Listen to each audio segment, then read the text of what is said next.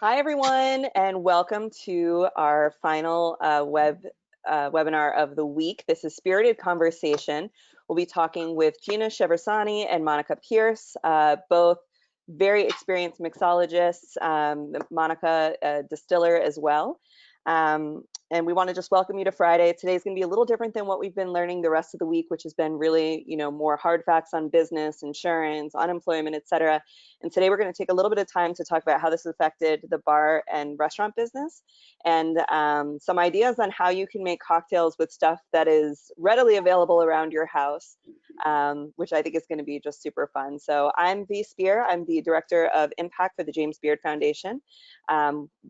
Recently we've transitioned, you probably know us best by the awards, but in the past year we've been working off a new platform called Good Food for Good. And as the restaurant industry continues to face the challenges surrounding COVID, we're bringing you as much online contact, ability to connect with us and with the chefs and your favorite bartenders, so that hopefully when we all come out of this at the end, we know each other a little bit more and we stay a little bit more connected to the things we most care about.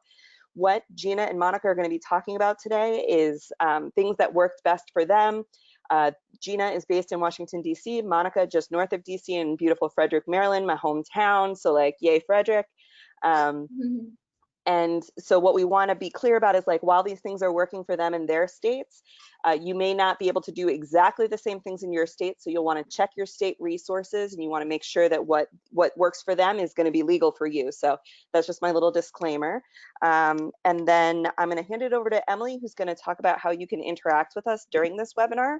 We hope that you all have a cocktail ready, an alcoholic or a non-alcoholic. I know I have my 10th Ward gin here. Apparently we're doing the same thing right now. Yes, we're together apart. Together apart is important. But Emily, give us the lowdown on how folks can interact today. Yes, hi everyone. Thanks again for joining and for giving me an excuse to put on some real clothes and this really fun headband that I didn't get a chance to wear pre-COVID. But anyway, thanks again. We are going to talk through some stuff today. A lot of you submitted questions and we're going to do our best to get to that. If there is something that we don't cover or if throughout you have questions, you can just submit them using the questions function and we'll be keeping an eye on those. The questions thing is on the control panel on the other side of your webinar. So just let me know if you're having trouble finding that. We are recording this, so we will send out a link after we're done with that. And if you are having any kind of technical difficulties, you can message the organizers using the chat function. Should be resting kind of right there underneath the questions function. So just let us know if you need any help. Great, thanks, Emily. So getting to know Monica and Gina a little bit. Monica, I'm going to start with you. Just tell me a little high level about what your business is and where it stood pre-COVID. Sure. My name is Monica Pierce. I'm the founder and the owner of 10th Ward Distilling Company out in Frederick, Maryland. We are in what used to be considered the 10th Ward of Frederick. That's where we got our name from. We are also very proud to be one of the very few woman-owned distilleries in the nation. So that's a huge part of our brand. I'm proud of my Whiskey Woman shirt that I rock all the time. Yeah. So yay, go ladies in the whiskey industry. We've been open almost 4 years now, but the biggest change for us was when we moved to a larger facility in the historic heart of downtown Frederick last July. We lobbied for a very long time to get distilleries in Maryland to legally be able to serve cocktails. So we opened our very first cocktail bar and event space almost a year ago now. But we are still mostly a distillery at heart, and we specialize in unconventional spirits. Fantastic. Yeah, I remember when you opened that. That was really exciting times. It's been fun. Yeah, and you killed it on lobbying the state to allow that. So don't let anyone tell you that you can't make people do the right thing, because Monica's out there as an example of changing liquor laws, which we know are not easy. And then Gina, our Well alum of this year, part of the Well 2019 Legacy class. Tell me a little bit about what you're doing in DC. So I'm in our second location of Buffalo and Bergen on Capitol Hill. We opened on December 5th of 2019. So we were a brand new restaurant that's been pretty much turned upside down. because of COVID. Yeah. It's been a ride. I don't know. But Monica, I want to tell you, I'm super impressed that you got everything done with Frederick County, because they are literally, I don't even know how you did it with all the drains and everything. I'll tell you. We'll have that follow-up in-depth conversation. Okay. We're just sitting here trying to survive this, and it's been interesting. I'm in the heart of Washington, D.C. I'm literally half a block from the Capitol, so it's all happening right here. Yeah, absolutely. And I know something we were talking about a little bit earlier, Gina, that I think is an important part of your introduction as well, is for you to share with everyone your chartreuse theory. So this is so I have a little chartreuse. So I have this theory. The monks have been practicing this for hundreds and hundreds of years, like social distancing, right? They also practice sipping the chartreuse, and they're never sick. So I'm going to go with it. So I think if we do a little bit of chartreuse, and you have 141 botanicals in here, somewhere in there might be the cure for the COVID in my mind. So I'm going to cheers to that. Cheers to that. Cheers to potentially one of those botanicals being removed. I mean, might as well go. We've got a conspiracy theory. So hey, right? So I know that both of you have had to make substantial changes to the trajectory of where your business was going, and even in some cases to the products that you're making. Monica, you were one of the first, your team made hand sanitizer. Can you tell me a little bit about how that process has gone? Is it something that's legal to sell? Is it just something that works, to helping customers feel more taken care of? Like, what's the deal with hand sanitizer? Yeah, that's a good question. So I guess our head distiller, Mark, came up with the idea even before a lot of the shutdowns were happening. There were still, I guess, directives and orders to be safe, stay home if you didn't feel well, etc. And people were starting to get a little bit nervous. So he was just bottling hand sanitizer that we were making with our leftover ethanol and isopropols that come from the distillation process in whatever small bottles we could get on hand. I think he was buying those little travel size shampoo bottles from CVS and filling them. And that's where we started. And then people started every week coming in and wanting 10 and then 20. And I think we produced maybe about 250 in the beginning.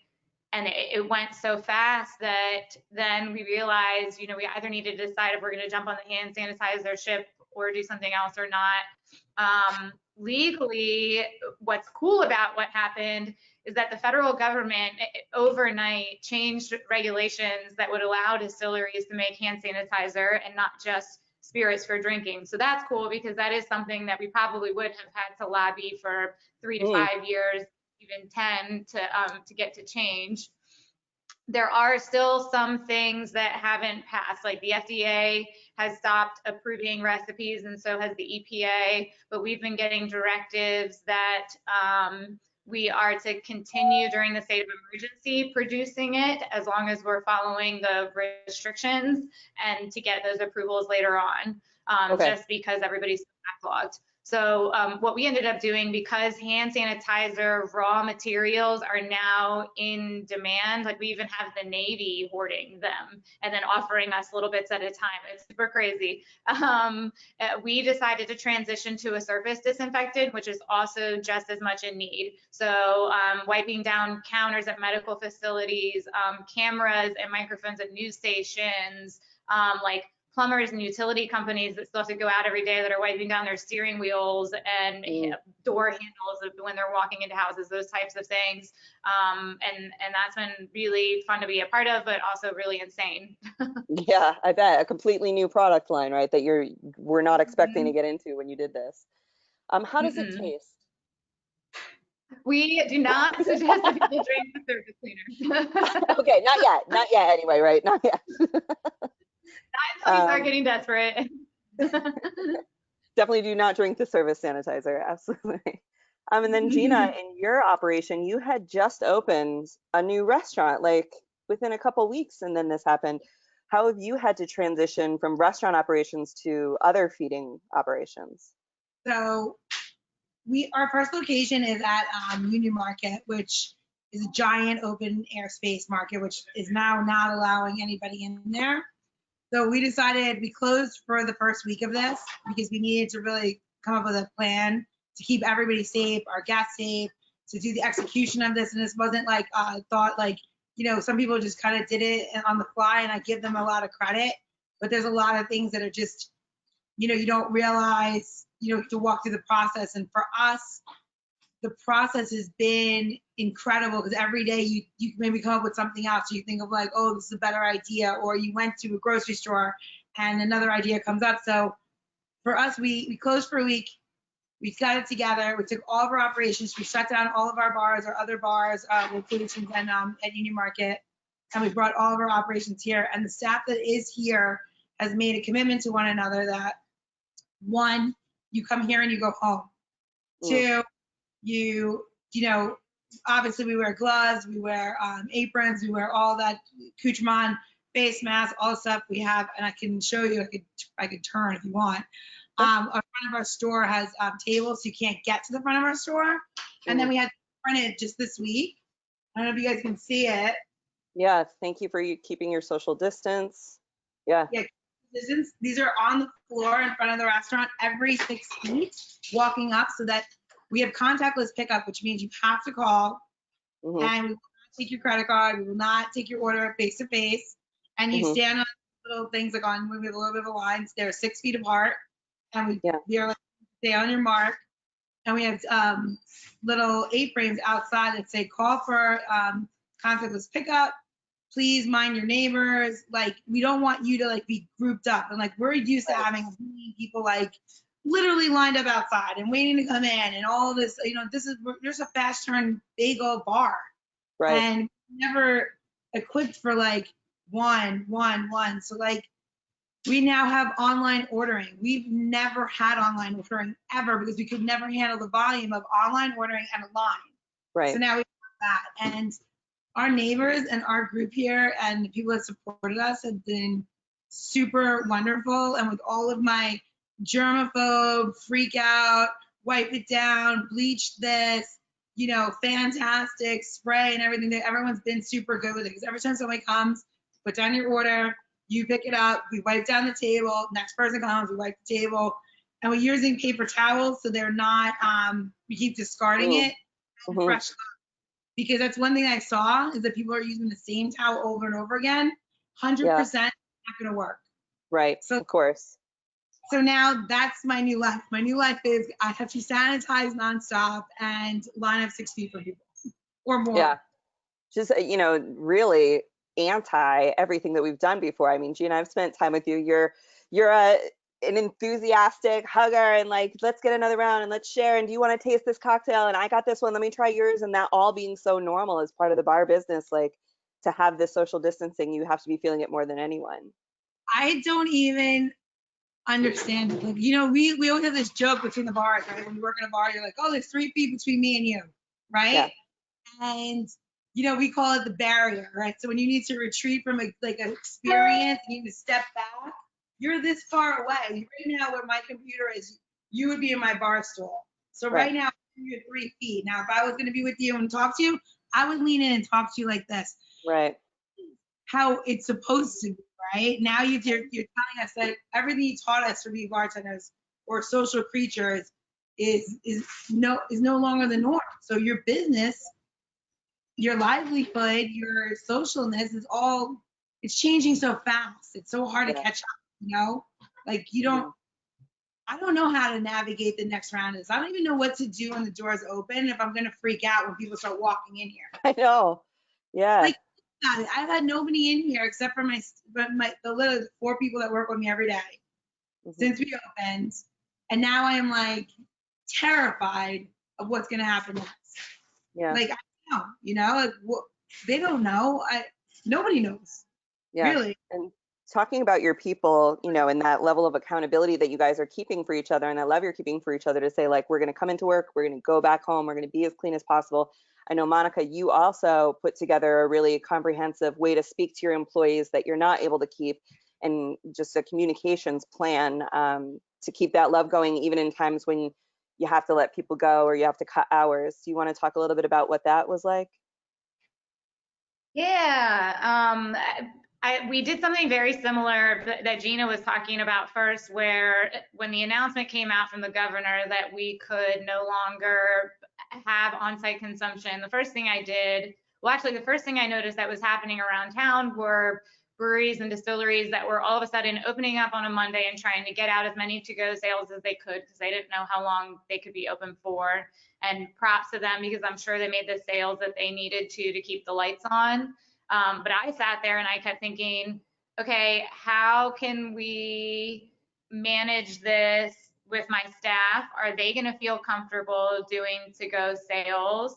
Am I going to feel comfortable doing it? Will the public be okay with it? You know, and so I took 2 days. I talked with our management team. I suggested a schedule for everybody. And then I emailed that out to everybody before we made any sort of public announcement. I've heard so many horror stories of bartenders waking up and checking Instagram and then finding out they don't have a job anymore because their restaurant posted it that they're closed indefinitely. You know, things like that. And Very that's unfortunate for them. And Frederick did that. Yeah. Mm-hmm. And so every week we send out an email to the team. I send a text to the team that says, this is what's going on this week. We're very fortunate that most of our front of house staff have alternative full-time jobs, so they're supported and they would prefer to not come in. So it was a lot easier than me having to cut people from payroll when we reduced our hours. That was awesome. And then just making sure everybody's staying positive. I'm checking in with everybody personally. We're sending out a weekly email anytime something changes, whether we're doing a to-go cocktail or we're doing delivery. They know it before the public does.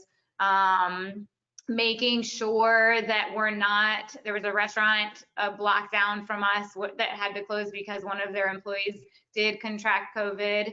Making sure that we're not sending those terrible, terrifying messages through the group text and that it's only positive things have been really important for us. So I think that is huge right now in our industry with so much uncertainty, making sure your staff at least are getting that certainty and direction from you.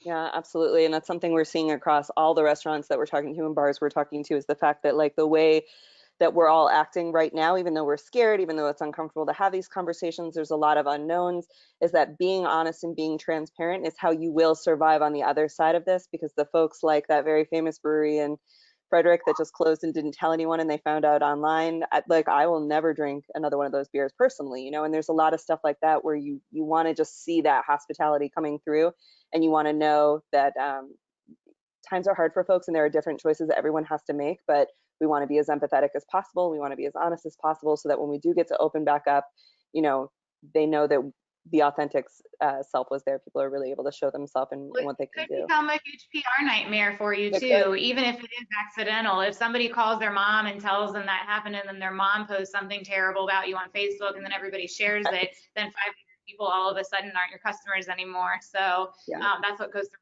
my mind. Yeah, just like, speaking of moms, my mother, Maureen, is on this webinar watching today. So hi, Mom.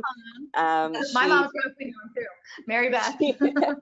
She and my dad missed the insurance and the unemployment and all the law boring ones, but are here to raise a cocktail to you gals. And I'm very excited that they're here supporting today. So hi to them. Hi to all the moms out there making reviews, making sure their kids' businesses are doing well, caring for everyone. Gina, speaking of caring for everyone, you are doing some very other odd business. You're delivering food to schools and hospitals. A lot of people have questions about how to maybe start that in their neck of the woods or from their restaurant. What's that like? This has been a new, first of all, I'm very blessed that, like, you know, being a good person for the last, like, you know, I don't know if this is 20 years, you know, for the day I started, like I've always done whatever anyone's ever asked. They say, oh, can you help us raise money for whatever? And you think, sure. And you, like, sometimes, you know, you just keep doing stuff and like, why do I say yes to everything? Yeah. You know what? That is all paid off because I said yes to a million things, and all of a sudden I got these phone calls from friends of mine that work in ERs, and they're like, we want to raise money for the ERs in PG County, Baltimore, and all the ones hit hardest. Can you put it on your Instagram? And then we'll help you and order the food if you donate 50% of it to feed the ER for the day. I'm like, what? What? Yes, I want to sell 250 sandwiches every day. Of course. Yeah. And like, you have like this network. So one thing I will say is if you have a healthcare person, anybody, a customer, somebody that you know that you can get somewhere close to, that helps. But if you're in the Washington, D.C. area where you're like Maryland, Virginia, D.C., there's a thing called Feed the Heroes DMV. You email them, tell them you're interested, and they will get back to you because what they do is they just fundraise. And then once the money comes in, they pick another ER to feed. So today we fed PG County Hospital, which I don't know if everybody knows, but in our area, PG County and Montgomery County are the hardest hit. So it's off the charts how busy it is there right now. Yeah. So it was really an honor to be able to do that. The firefighters in every city are looking for meals, and it doesn't have to be 100% donated. They do have stipends. You can reach out to your local fire department, somebody that's local in your neighborhood, especially if you're in New York, Queens, Frederick County, wherever. The firefighters, unless it's a volunteer, and if they're on any city, they are looking for people to do the meals because the firefighters can't, because of their contract for work, can't go to the grocery stores and bring it into the firehouse. It has to be prepared. Wow. So that is one thing that's kind of amazing. If you're in the DC area, I highly recommend that you reach out to your precincts. They have people, cops are on overtime. It's crazy. If you're a restaurant in New York, and one thing that we did do here is that we contacted buildings. We called the buildings and we're like, hey, Edison, which is down the street, you have 270 units in there, right? And it's full occupancy. We'll deliver to your space on Tuesday between 11 and 12. Pre-order, we bring it to you. You got to come down to your lobby and pick it up, right? Not Great, even yeah. need it. Contact list. Here's your order. Tickets on the back. Come get it. Nice. These are things that you can do to navigate your business. Now, I think that you're going to be in this to make. You're going to come out making a bunch of money. You're not. But what you are going to be able to do is keep some of the people, and especially in our business, that don't necessarily can get unemployment, employed. You're going to make sure that people can eat, and like it's really important that you take care of your staff, because you know what? Prior to 3 weeks ago, I can name 1,000 people in this business. They were like, "Oh my God, my staff is everything to me," and then they just cut them like that, and now they're nothing. Like they don't exist. They're not hungry. They don't have. Yeah. Gina might be frozen. She's frozen for me. I don't know if she's frozen for you guys. There was a lot of passion. It froze the whole computer. Yeah, we're hearing a lot of that. And throughout the week, we did review. If you didn't get to catch yesterday's unemployment webinar, you'll want to go to our website, jamesbeard.org, search webinars, and it'll bring up for you the recording that talks about how people who were independent contractors, people who worked in restaurants, what they qualify and how to apply for both unemployment and how the additional stipend will work that comes as part of the CARES package. We're also seeing folks like the Lee Initiative are doing pop-up kitchens sponsored by Maker's Mark. We're seeing the Jameson people contributing to the Bartenders Funds. Monica, I don't know if you have any more info while we wait to get Gina resettled on what liquor brands are doing to support the industry. Yeah, that's been super awesome to see. A mix of donations to Bartender Funds. I mean, I've even seen the call out for the James Beard Beverage and Food Fund. We get communications all the time on what we can do to help our bartenders out.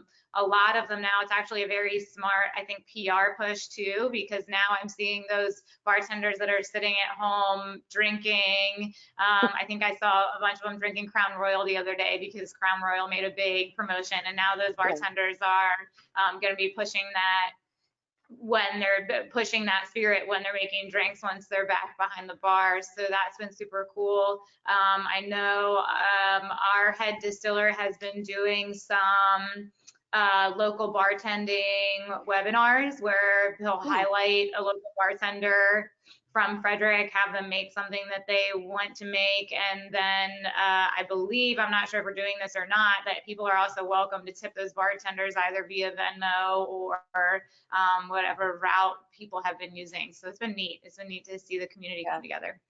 That's a great way to continue to support your local bartender for sure. The virtual tip jars. I know the drag queens are doing it too. All the club kids, all the nightlife are trying to get that figured out. I've also seen the drag queens sewing. It's awesome. Sewing face masks, doing online shows. If there's a character in your neighborhood or online or somewhere that you like, you can definitely continue to support them. And it is so important to do that in whatever level that we can.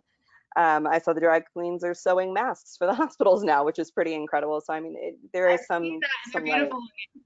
I got one from Amanda, so I'm feeling very, very in vogue. I don't know, fashion. We have a couple just technical questions about cocktail making to kind of sign off from, you know, how COVID has affected the beverage industry and take a little lighter turn for a moment. Folks are wondering, you know, as they're in their houses, if they are running low on something, you know, a typical cocktail has like a sugar, an acid, a spirit. What if you're out of an acid? Like, what if something's supposed to have orange, but you don't have oranges, or you don't have lemons? Is there substitutions you can make to create a balanced drink without essentially a full mixology bar? Yeah, for sure. There are a few things that you can do. First, look and see what spirits you might already have on your shelf that could substitute as an acid. If you have any sort of liqueur or amaro, those, while they tend to be bitter, they might also have a citric base to them. There are things that fruits or other types of mixers that are citric that aren't juices. So I actually like to use Granny Smith apples or Granny Smith apple peel as a substitute sometimes. Trying to think what else. Yeah, that's a good one. I'm sure you can easily, the peel, yeah, you can just muddle the peel. That's a good zero waste cocktail trick. Yeah, there you go. And then eat the apple afterwards. Yep. There are other types of, I'm sure, fruits and foods you can find in your fridge, but even just like a soda, if you have like a lemon lime soda at home, use that instead of soda water. Sprite, ginger beer, something like that. You can use honey, you can use anything sweet, Cadbury chocolate eggs, maybe. Did you want me to tell you about some of the laws that have kind of gone out the window in Maryland that we had talked about a lot? Please tell me about the to-go cocktails and the curbside deliveries now. Yeah, so I think it must have been like 2 weeks ago where Governor Hogan, that's the governor here in Maryland, announced that we were allowed to start delivering distilleries, which we couldn't do before. We had no limit to how many bottles people could order. So legally before, a customer could only purchase 3 bottles per person per visit, and that's to make sure we're not competing with liquor stores or wholesalers. And then the biggest thing was drinks to go. So not just distilleries and breweries, but also bars could pour a beer in a to-go cup and wrap it up with a lid and sell it.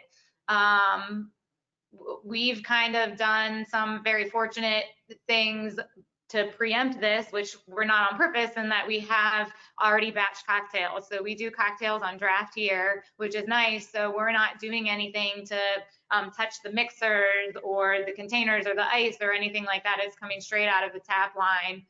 So I encourage bars to do that. Just do a large batch of something, and that will avoid contact as much as possible when you're doing a to-go drink. But it's cool. I'm doing the delivery myself, so I'm personally handing people cocktails in coffee cups. Yeah, right. It's very like New Orleans rules, kind of. Yeah. And then it's so funny. And then I've seen people like walk down the street and start drinking out of their cup, and I'm like, well, I guess I'm not gonna stop you, and maybe nobody else will right now.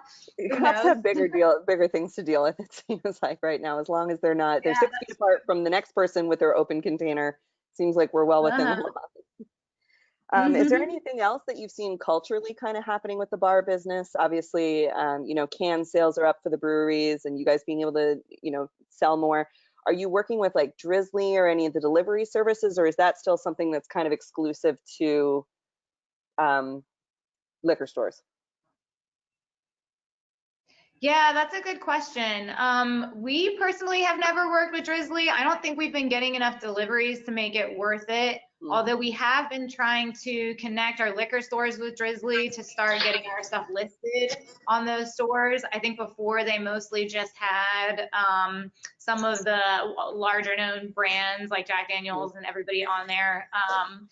So that's a big effort that craft beverage businesses can work on. But what I have noticed is that every week our sales start to drop until we do something new or make a big new announcement about something. So the first time that we announced that we were doing delivery, we got a whole bunch of orders. The first time we announced we were doing cocktail kits. So introducing a new idea every week to keep it fresh and in people's minds, I've noticed has created a nice little pop of sales for us. Something that we've been very careful about, though, is to make sure we're communicating while we're trying to push sales to keep the lights on. We understand that people are going through a hard time. So, we say a lot of times, hey, we get it, cash is tight. If you can't afford to support us right now, just share our post or write us a Google review or something like that to make sure that we're still being, I guess, savvy with our customers. Awesome. Yeah, that makes sense. Yeah. How's it going with I can hear Gina, so I know she's back. I think she's just working on getting her video back on. Hi. She's there. Hear you. Monica, one last question for you here. I know that you also sell to restaurants who are obviously closed during this period. Are they still ordering from you as much? Are they're able to do to-go drinks the same, or is it different because you're a distillery? They are still able to order from us. They can also do to-go drinks in Maryland. And for those that are wondering, why isn't my state doing it? Call your governor and call your governor's office, call your local legislators and say, hey, look what Maryland's doing to make sure that their small businesses are still able to at least bring in a little bit of cash, because that might help. But while the restaurants aren't really ordering from us because I don't think they're going through enough volume, the liquor stores still are, and the liquor stores are up. Those are the ones that are making the money right now. And so for any local distillery, brewery, or winery, I'd say make sure you're keeping in touch with them as much as possible. And then we're supporting the restaurants in any way we can. I'm ordering all my lunch to go from anywhere downtown when I can afford it. Great. Excellent. Thank you. And Gina, we have you back on, I think, audio, but do we have you on video yet? If not, we might move into cocktail making. Can you hear me? I can hear you. Sorry, I don't know what happened. My whole idea. So now we're on my phone. And as long as you can hear me, we're good to go. All right, we can hear you. Say it again, the question, I'm sorry. So what we were just sort of talking with Monica about, if these things aren't happening in your state, call your governor, call your local legislator, let them know, like, hey, Maryland, as an example, is allowing these things and we need to allow them as well. I was asking her also, is she using Drizzly or Bevy or any delivery services? Are you guys doing your own deliveries right now? So we are not doing delivery here in Capitol Hill. We have walk up for the cocktails. I'm a little skeptical about doing the delivery service. I let the delivery services use it. I haven't gone on Drizzly. They have like enormous fees, and like I feel like that's not beneficial for like the amount of traffic that you're doing unless you're selling cases. You know what I mean? Or like hundreds and hundreds of dollars when people are just buying like little $60 bottles and they're taking 40%, 30%. It's not really cost effective. If you're regulars, like you can't do it through like Uber Eats or anything like that either. So we just have we have pickup service. Like, do you want to come in? You want to call us ahead of time? We have it ready for you pickup wise, but we're not doing delivery. I think it works for some people that are doing high volume. And one thing I think is really cool that I've seen is Zoom bartender calls, where like you Zoom with your regulars and then you have a cocktail pickup for that day or delivery. And you have like, say 3 cocktails and like you're on with them for like, an hour and a half. I've seen people do that. So that was pretty neat. Yeah. Yeah, I love that. So you're like your normal like Friday night happy hour, just to say like the same, like, I don't know, 15 regulars and they buy your drinks from that day. You could still see them. It's it works for a lot of people. So I feel like it's a cool thing to do. That is very cool. I'm going to give a little bit of a recap of what we've talked about so far while Monica moves over to her cocktail making area and shows us a little bit of her cocktail bar. So a couple of the things that we've talked about is the Fed allowing production to continue for the distilleries.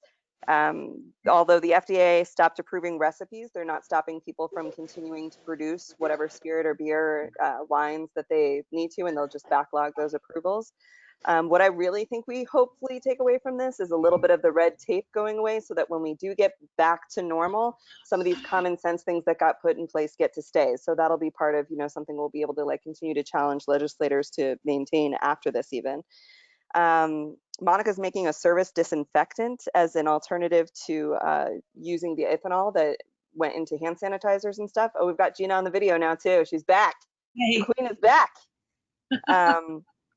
We're talking about reaching out to firehouses and cops and residential high-rises about catering and providing meals to them, which I think is a great way to improve a little bit of the bottom line for people. Feed the Heroes, dmv.com being one of those places.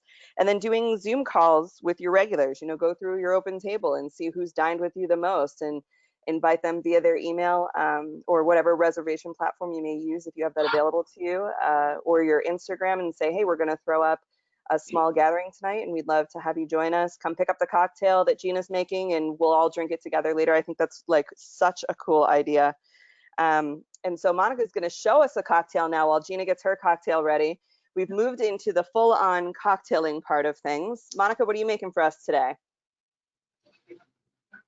All right, so I have two recommendations. I'm gonna just make one. My plans changed a little bit when I found out that our head bartender was on another cocktail call this morning and had already opened a bottle of Prosecco. So we're gonna be drinking some Prosecco. But what I would recommend too, super easy drinks. If you have any gin or vodka at home and you're a martini fan, most people also have olives at home. So even if you don't have vermouth, I'm a big dirty martini fan. The dirtier, the better. About 2 ounces of gin or vodka is standard for a martini. If you don't have a fancy jigger like this, any sort of measuring cup, a liquid measuring cup will have ounces on it, or just eyeball it. And then about a ½ ounce of olive juice, up to 1 ounce if you want it dirtier, and then you can garnish it with some olives. I use a shaker at home, which is just a plastic cup and a pint glass, so nice. You don't even have to get fancy with it. The next thing I was going to show you guys, which is one of my personal favorites, is our take on a Kir Royale. We use our springtime liqueur, which is also very much inspired by traditional liqueurs like chartreuse that has a number of medicinal botanicals in it, like chamomile, cardamom, those types of things. I would normally do maybe about a ½ ounce of this guy into a drink. More if you want it to be boozier. Any sort of liqueur, Amaro, cordial that you might have at home. Oh, can you smell it? We've started the new James Beard smell-o-vision while we're inventing new things. And then if you have a bottle of bubbly open, pour it right on in, and that's all you got to do. Your liqueur, your cordial, your Amaro, whatever it is just going to brighten that up and add some really nice herbal and floral notes to it.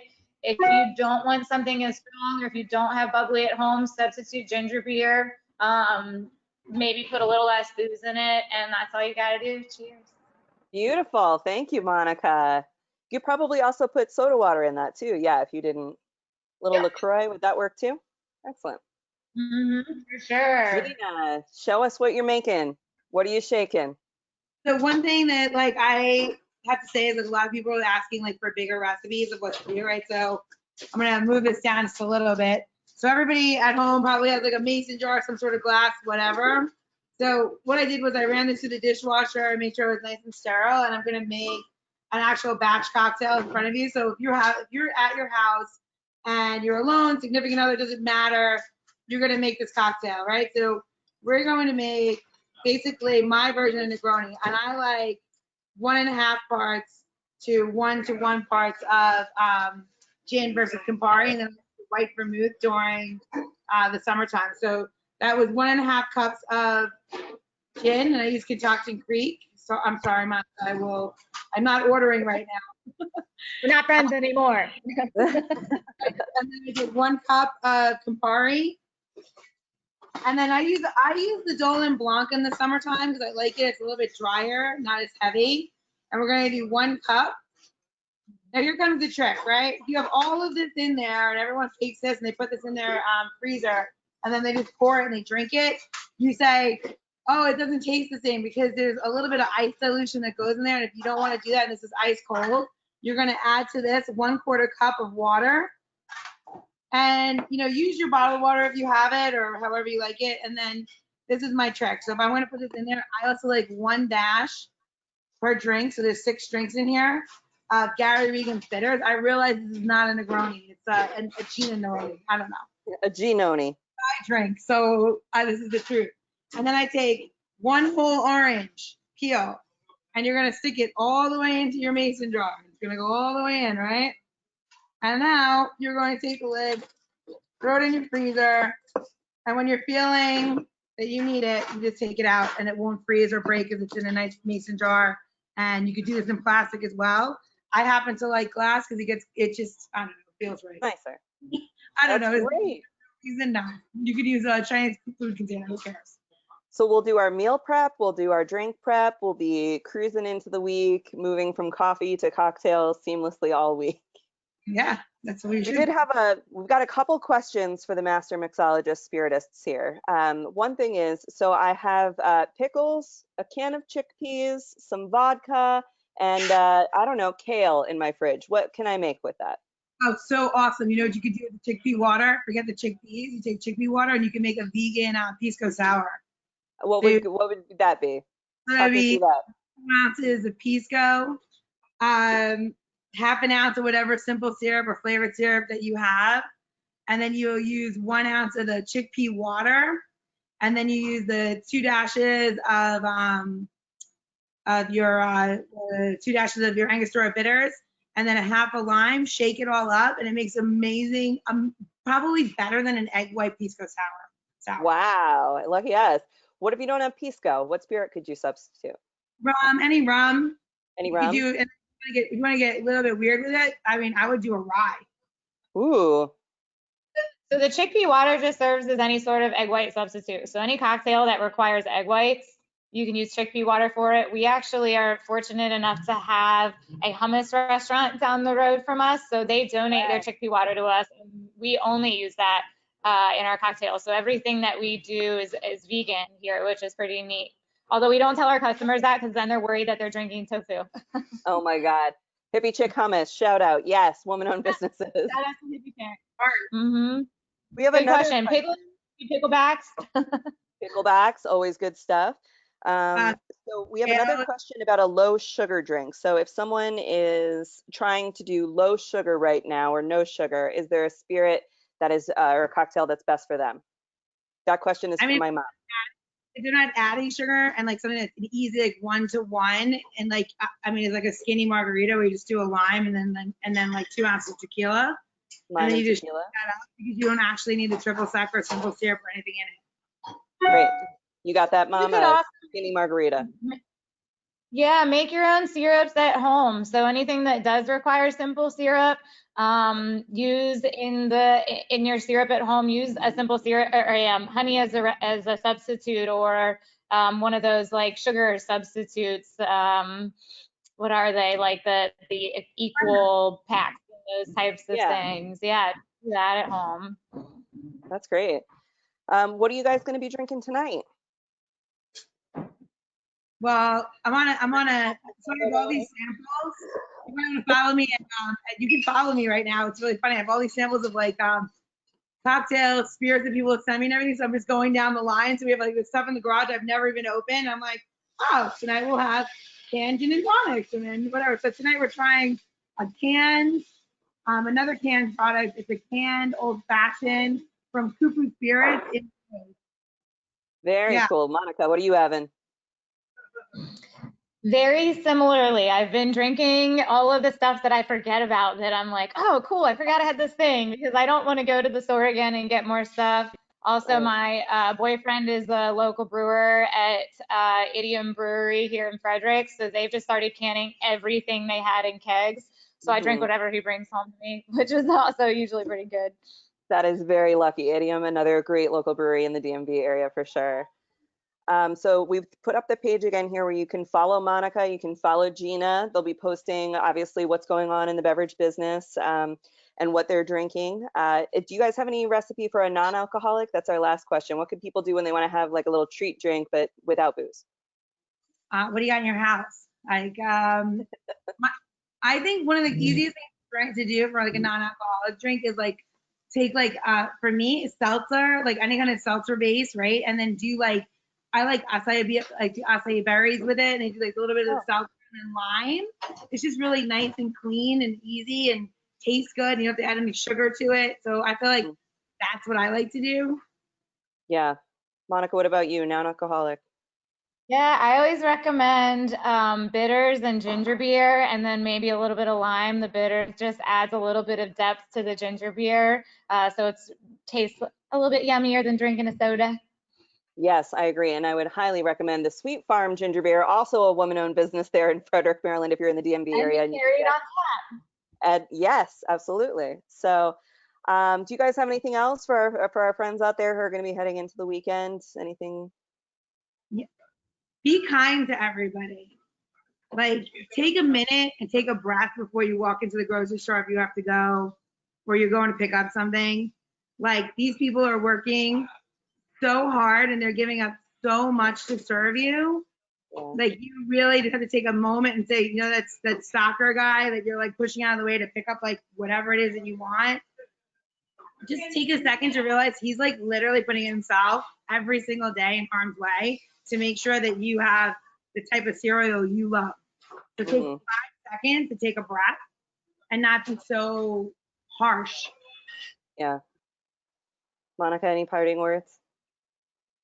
Yeah, stay strong. We've been taking the time to kind of reset, which is cool, like resharing our story. I don't know if you can see, we've got all the chairs up because we just cleaned the whole place and sealed the floors again. And it actually kind of feels good. And it's almost this moment of calm where I get to think about how, like, when we open back up to the public, how organized and fresh everything is going to feel. And there will be some neat new changes for our customers. And that, in my main mind, makes me feel a little bit more in control of the situation, I guess.